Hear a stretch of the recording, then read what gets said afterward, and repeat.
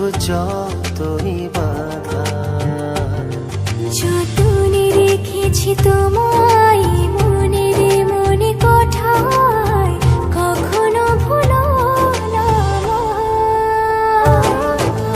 ভালোবাসি তোমায়, ভালোবেসে যাব জনম জনমে সাথী হব।